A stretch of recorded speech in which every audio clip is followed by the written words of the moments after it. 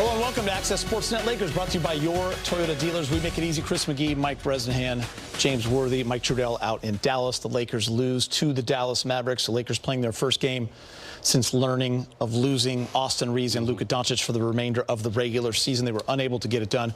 Cooper Flagg was absolutely fantastic. We're going to get into him in a moment. Dallas, one of the worst three-point shooting teams in the league, got hot early, big game, and they kept it going. They were 432 from three, plus 18, 44%. Their bench had 7 threes, and they had 24 fast break points, and they turned the Laker turnovers, 12 of them, into 21 points. So Dallas built up that 22-point lead, and the Lakers were just unable to get it closer than 5. Yeah, Dallas not going anywhere in the postseason, but hadn't won a game, as we just talked about, since January. I think they lost 14 straight. At home, yeah. So at home. So the Lakers, coming into town, Cooper Flagg, an outstanding rookie, probably rookie of the year. They're still playing hard. They're looking for the future. And they caught the Lakers without 2 of their best players. It's not that the Lakers didn't come out and try hard. They just gave up offensive rebounds, just could not hit the three. And, it was just a tough game for the Lakers. Depending on LeBron to carry the load. He had a great game. But it just wasn't enough to keep up with the hot shooting that they had tonight. James, I thought the Laker offense was pretty good, actually, considering you're throwing in all these different guys. Rui's back in the starting lineup. Just trying to make something happen. Luke Kennard in his first start with the Lakers. And Guy, I thought Kennard was impressive, except for the shooting. 5 for 17, but he made some playmaking. The offense, no problems with that. It was the defense. Cooper Flagg, 45 points, obviously an immense talent. He kind of ran free. And like you mentioned, the three-point shooting was kind of crazy for a team that has not been good in that category at all. So, this is what's going to happen, obviously. If this is just a kind of a little snippet of what's to come over the next week at least, and then into the playoffs for some time, Lakers offense could make damage. Got to work on the other end of the court, though, and that's not surprising with all these new faces in the starting lineup. You heard Mike Tirico there at the end of the NBC broadcast.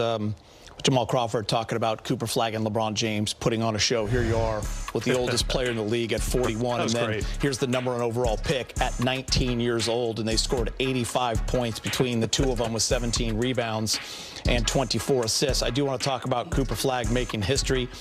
First time in 30 years a rookie has had back-to-back 40-point games. It was Allen Iverson who did it 30 years ago. Wow. He's coming off that 51-point performance, and he backs it up with 45, 2 for 4 from 3, 14 for 27 from the field, 8 rebounds, 9 assists. He got to the free throw line 17 times and made 15 of them. He's also the first teenager to ever go back-to-back 40-point games. And James, he started out with a purpose after he got that 50 burger the other night, and he was not slowing down. 19 points in the first quarter. We're looking at Rookie of the Year. We're looking at an NBA mega star on the way, Geeter. Already in his rookie year, he's figured out how to stay poised, play his game. I've never seen him get rattled as much as the Dallas Mavericks and Jason Kidd has asked of him to play point guard, to play multiple positions without Kyrie Irving, without AD. He's one of the coolest cucumbers as a rookie that I've seen. And, he's had some barriers to overcome, just getting used to being in the league and playing every night against, great players. But, boy, he's really, got a second win here in the second part of the season. And he's really showing that, he's going to be a great player in this league, barring his injuries. Yeah, I mean, Dallas is going to finish with, 26, 27 wins. But, James, big picture, I remember last summer, I was talking with a buddy who really knows basketball about the Olympics coming to L.A. in 2028. And it was like, well, who's going to be good for Team USA? Steph's going to be gone. LeBron probably won't be there. Maybe Kevin Durant is still hanging around, but he's going to be close to 40. And we couldn't really come together with some names. But just this season, you realize Con Knipple, Cooper Flagg, obviously, Cade Cunningham making an MVP push. That's 3 pretty good young players to help Team USA in a couple years. What I'm trying to say is, great infusion of talent in this league for young players, of course. And just watching him play, that's unbelievable. It's hard to believe that he was getting a lot of criticism back around Halloween for going 1 for 9 in a game. Ooh, big deal. It was like his 4th game ever, and people have been looking to criticize this kid. And the past couple days, the past couple games have been outstanding for him. There's no doubt about it. Yeah, he's averaging 21 points per game. He's got the high usage. And, James, you had mentioned just his ability to kind of lead that team, even though it's been a tough year for them in terms of wins and losses. But they haven't stopped competing. You know, got a young piece in Max Christie, who they got in the Luka Doncic trade. And we'll see what happens to them, you know, over the years. But they have their leader. Yeah. In the franchise, without a doubt. He's only 19 years old. And what I love about him, James, after he scored the 51, they interviewed him, and he wasn't that happy about it, didn't really want to talk about it. He said it came in a loss. Yeah. He wants to win. He has a mentality of a champion. You're talking about a player who was just a freshman last year in college, who, without Kyrie and AD's gone, he's the leader on the team. He's showing poise like he's been around for a while and answering questions like, you know, like the one you just said, 51, we lost. You know, that shows character, integrity, like leadership, and you have something to look forward to. You have something to build around. You know, if players are looking to be traded, they want somewhere to go, not a bad situation with Christie, Cooper. They're going to be good in the future. Just build around him. You know, speaking of the Olympics, when 2024 was coming and the A team was playing against the younger players, it was Cooper Flagg who was making some headlines in those scrimmages. So like, these guys like LeBron, who have loved him for the last few years and said he's coming, he's here. They're not surprised at all. The only surprise was Dallas moving up 10 spots in the lottery last May. Miracles happen. To get where they were. And, you know, it's one good thing that probably has happened for them in the last couple of years. It's been a very strange, rocky road for that franchise. On the flip side of that, you have a 19-year-old and then a 41-year-old. And the 41-year-old was tasked with having to be the #1 option, not just in scoring, but in playmaking and ball handling and everything that goes into it. He's been doing it for 23 seasons. LeBron James, and he gave it everything he had tonight. 39 minutes he played, 12 of 22, 9 rebounds and 15 assists, and he ended up with 30 points. 39 minutes for a 41-year-old.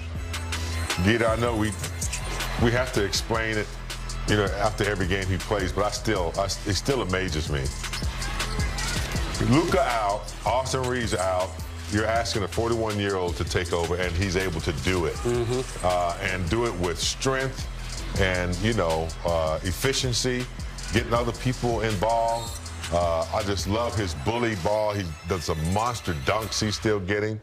And, you know, I think for the rest of the team to see LeBron in that mode with 2 players out, he's trying to lead and show them what they have to do going forward.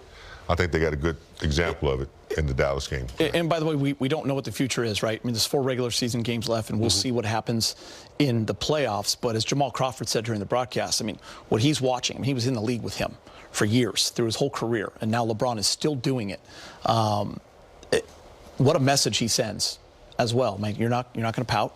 You're not going to complain about it, but you're going to go out and you're going to lead, and you're going to show everyone else on your team. And Cooper Flagg, who's only 19, that this is how you compete when you're playing in the league in year 23. Yeah, and by the way, who is Dallas going to center on for their film study? What's their game plan going to show once it's revealed that Austin and Luka are out? Marcus Smart's out. Yeah, Marcus Smart's out too. Thank you.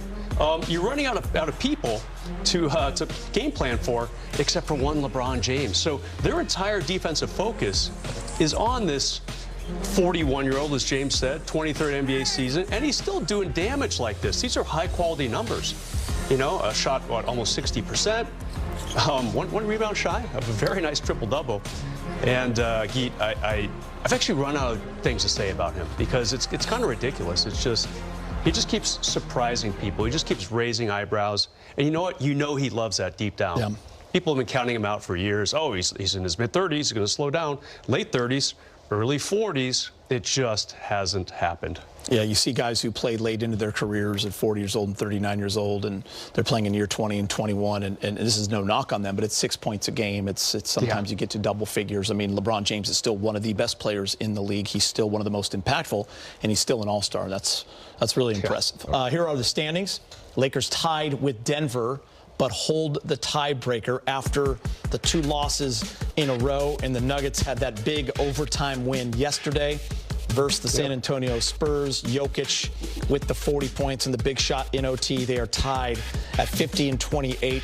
The Rockets, who play Steph Curry and the Warriors tonight, also have a game with the Timberwolves.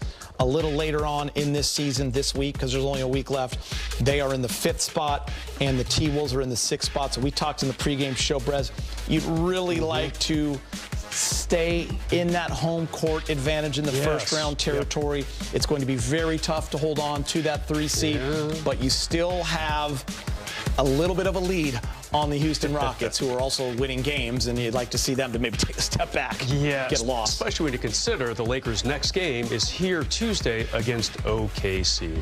So that's going to be a really tough one to win. Denver plays tomorrow. They play Portland tomorrow. So Portland's still trying to, they're going to be in the play-in tournament. They've had a nice season.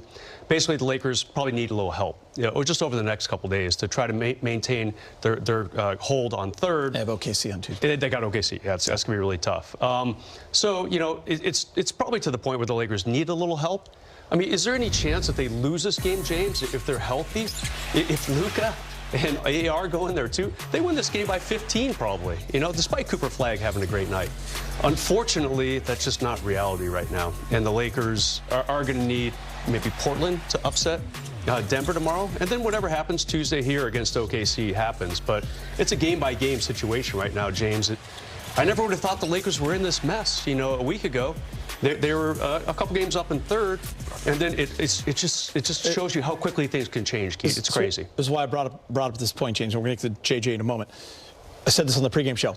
You're coming off of March, where you go 15-2, and you're just feeling so good about this team. Yeah. Even around town, I'm sure you guys talk to fans just like we do. Everyone's excited. The team, you love the way they play, the way they compete. They had a lot of big wins along the way, and then that happens in OKC. Not only do you get blown out, but you lose two of your top players in Austin Reaves and Luka Doncic, and you don't know what the future holds. The wind does come out of the sails a little bit. Everyone's human, right? So you have to kind of regroup and figure out how you move on from here. Yeah. Got to call AAA.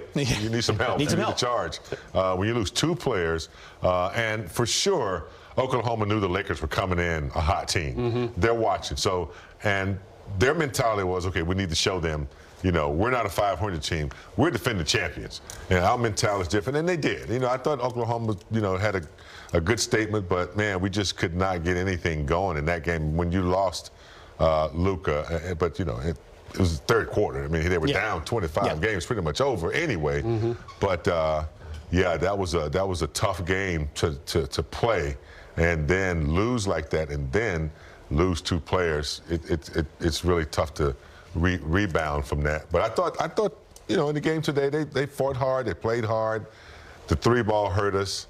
And the Lakers only hit eight threes and shot 25%. So, that's crazy different that three ball determines the game. Minus 18. Yeah, I mean, I'm sure obviously Austin and Luka would have hit 5 threes combined at least. I mean, it's crazy. Love to get Marcus Smart back. Yeah, he'd help. Need him. Time to hear from Coach JJ Redick, brought to you by your Toyota dealers.